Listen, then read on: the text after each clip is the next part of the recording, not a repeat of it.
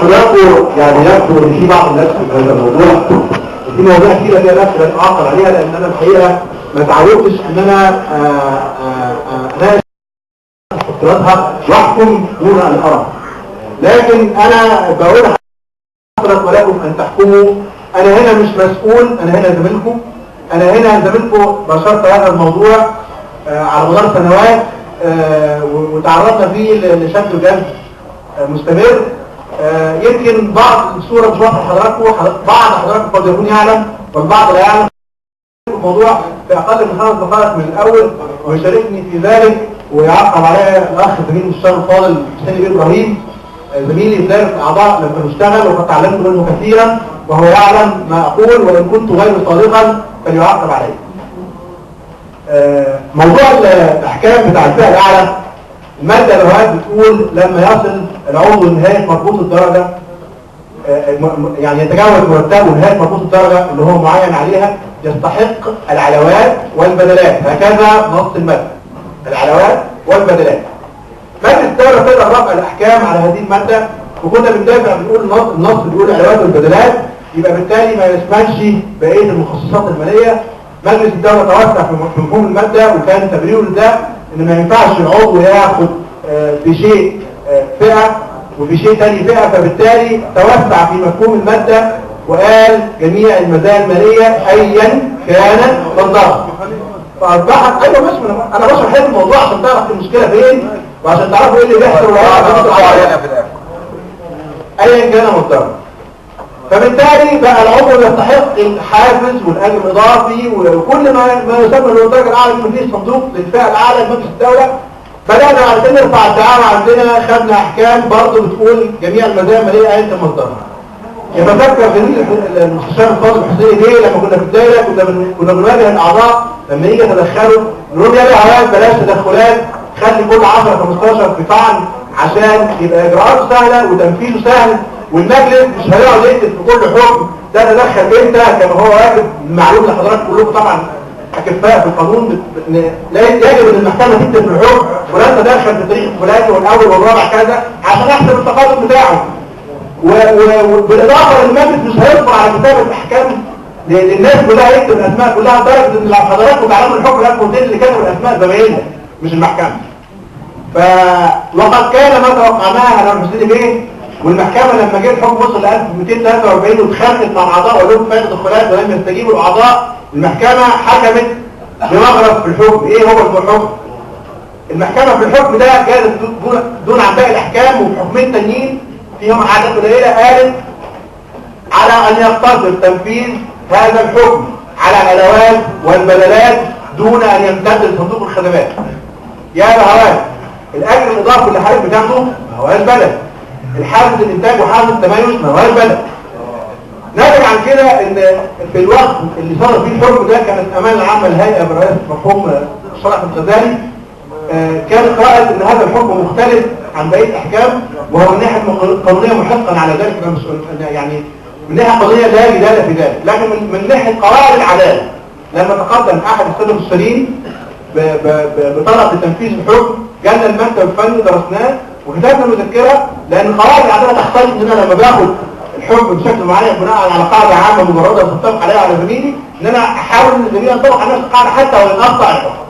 لذلك كتبنا مذكره وقلنا فيها ان القواعد العامه المجرده دي لما تيجي تطبقها على الاعضاء ما ينفعش نفسرها بمفاهيم مختلفه، وقلنا ان كلمه البدلات اللي وردت في النص تشمل في الاحكام السابقه واللاحقه على هذا الحكم جميع المزايا الماليه ايا كان مصدرها، ويقتصر الاستثناء او العدول على المبدا السابق على ما نص عليه الحكم صراحه في كلمه دون ان يسري على صندوق الخدمات.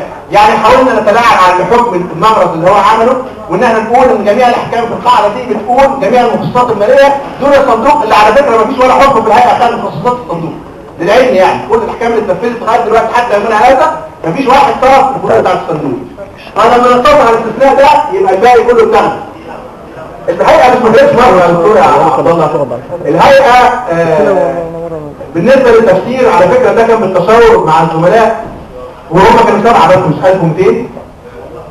وده كان من التصور الشخصي معاهم، قالوا نرفع دعوه بالطرد، قلنا لهم مجلس الدوله مش من سلوكه ان هو يقول ان انا اخطأت.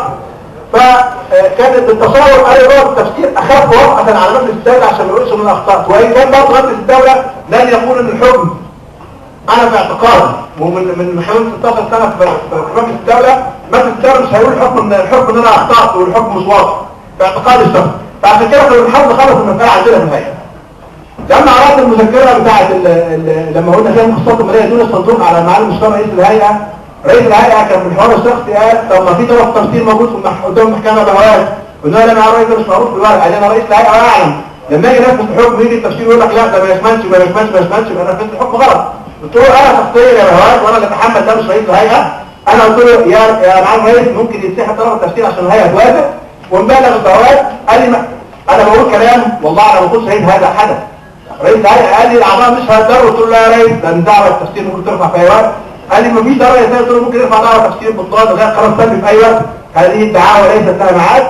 فبناء عليه طلع معايا الرئيس اتصلت بالزملاء اللي قاموا بطلب التفسير، قلت لهم هات مشكورين عشان الهيئه توافق على المفهوم اللي احنا قلنا اللي هو كذا كذا كذا، اتركوا طلب التفسير عشان الهيئه توافق، وقد كان. اتبعتت المذكره لوزاره الماليه بعد نقاش بتتبعت ازاي، عشان احنا عارفين ان الحكم ده من ناحيه قانونيه المستشارين بتوع مجلس الدوله اللي في وزاره الماليه هيعترضوا عليه، واعتقد ان في مستشارين وزاره الماليه من الهيئه هم يعرفوا هذا الكلام. ولما اتبعت هذا الكلام وزاره الماليه اعترضوا عليه فعلا وقالوا لا الحكم ده مش زي بقيه الاحكام.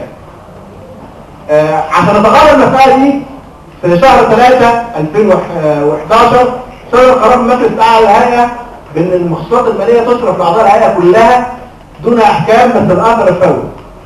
واتبعت وزاره الماليه قالت لا، لما انا الكلام ده وان كان جائز قانونا الا ان ميزانيه الدوله ما تستحملش انها تتحمل الاعباء دي، فبالتالي اللي عنده احكام. اتكرر نفس الشيء في 9 2011 وبرضه كان رد وزاره الماليه كده. يعني وزاره الماليه الاثر الفوري برضه ليه احكام صح كده ولا كنت غلط؟ بعد كده يا جماعه الامين العام مساعد شؤون الاعضاء والمستشار عبد السلام محمود. طبعا انا يعني هتعلموا حضراتكم ان زملائكم في المكتب الفني والامانه العامه يعني ربنا سهل علينا ان احنا حريصين على مصلحه الاعضاء اكثر ما انا حريص نفسي او زي ما انا حريص نفسي عشان ما ابقاش مولد. يعني وربنا شهيد علينا كده، احنا لا نرضى لكم الا ما ظهر لكم، وربنا شهيد علينا كده. يمكن حضراتكم كتير ما يعرفش كده، لكن انا ما ينفعش اطلع كل يوم واقول ده بيحصل كذا وبنعمل كذا وبنعمل كذا. عبد السلام محمود جاب وكيل الوزاره المسؤول عن المساله دي وقال له حضرتك بص بقى انت نفذت الاحكام لمجلس الدوله بفتوى 3/4 الاعضاء بدون احكام، وانا احكامي وزير حكم مجلس صراحه كده بيستهبل فيه، كلنا بنتعامل فيه نفس القاعده. فما ينفعش يقول لاعضاء لا ومجلس الدوله طلب بفتوى، يعني ده تباين في المعامله. فاتفقوا وسط الحلول ان احنا نبعت طلب مبدئيا بطلب الاثر الفوري للاحكام دي وما نشيلش فيه الحاجات السابقه اللي احنا خططنا بيها اللي مستشارين مجلس الدوله برضه رفضوها وقالوا لا الاحكام دي غيرها، عشان نبدا نجيب الاثر الفوري لهذه الاحكام. وقد كان ده يترتب عليه يا مواد. المشكله في الحكم ده لو بنتكلم قانون دون قواعد عداله، الحكم ده ما يصرفش منه مليم. ليه؟ كلمه علاوات وبدلات ما تشملش الاجر والاضافه، ولا في حاجه حضرتك اخترت على الكلام ده ما تشملش حاجه التميز حاجه انتاج. احنا اجتهدنا عشان نوسع المفهوم، لكن بخلاف اللي موجود في الحكم وحضرتك كلكم اعلم مني اللي رد على الكلام اللي اتقال من الهيئه 3 كلمات: الاثر النسبي للاحكام. حد يختلف معايا ده؟ ما اعتقدش ان حد يختلف. النهارده لما انطلق الاثر الفوري حلينا المعطل ان الحكم ده ما فيهوش فلوس يتلقى الاثر الرجعي. لما وزاره الماليه ربنا كرمنا كده وقدرنا نوصل للنقطه دي الحكم ده يتلغي، وهنيجي في الميزانيه الجديده باذن الله على اقل تقدير الحكم ده هيجيله 50% من الاثر الرجعي والباقي هيتاثر. انا مش هتفضل خلاص خلاص على الاقل هيجيله 50% من الاثر الرجعي مع الميزانيه الجديده. اعتقد ان الهيئه مع حكم زي ده تخصصت في المحكمه انها تضر الاعضاء، مش بتعمل ضد الاعضاء، بالعكس ما تسعى انها تروح حقوقهم من ناحيه قواعد العداله اللي موجود في الحكم. فمفهوم الهيئه بتاخد حكم عن الحكم هي رعايه الاحكام للعلم حضراتكم الهيئه ما بتطلبش فلوس لتدعيم الاحكام عموما يقوم جايلها 20 مليون، لا. كل حكم بيصدر بتتحسب فلوسه بتكتب مذكره بالحكم ده محتاج تدعيم قد كده وبيلاقي وزاره الماليه. يا فندم اتحدى حضرتك ان كل حكم يتنفذ قبل حكم في غير الاحكام اللي فيها مشكله، اتحدى وانا اعلم ما اقول. نعم معاليك دلوقتي بتقول الحكم الثاني مجلس الدولة معاليك نفذ بدل الصيف بقى اثر راجع للمجلس الجامعي وقدر احكام الاوائل جاله 40 مليون جنيه من حوالي اسبوعين 3 شهر كويس، وكل شهر بيجي له 10 مليون جنيه عشان يكمل الاثر الراجعي بدون احكام.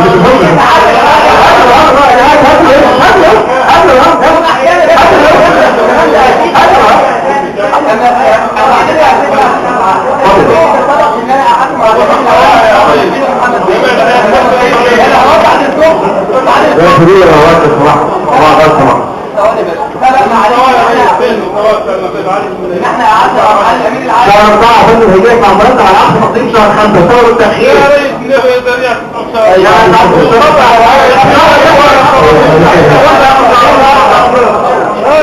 عشحتونا انتوا فوضع على الشكر لو سمحتوا خلي التوقيع يكمل كل اللي هو عايز يقوله بعد الشكر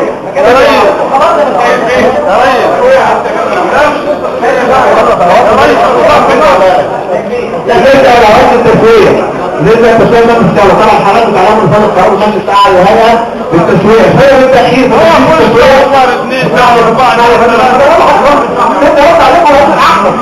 سبب التأخير في التسوية ان راح عندنا مجموعة من موظفين الحسابات في مجلس الدولة قعدوا معاهم شافوا الطريقة اللي بيسووا بيها واتعمل نظام الكتروني للحاسب الآلي عشان بعد كده اوتوماتيك لما تحط تسوية بالكمبيوتر تحسب ما تاخدش الوقت ده. فده سبب التأخير ان احنا بنغير نظام الهيئة ده هيتنفذ يا مرات 4 مرات 5 معاه الأثر بس يا أكثر بسيط مرات 5 معاه الأثر بس لجميع أعراض التسوية.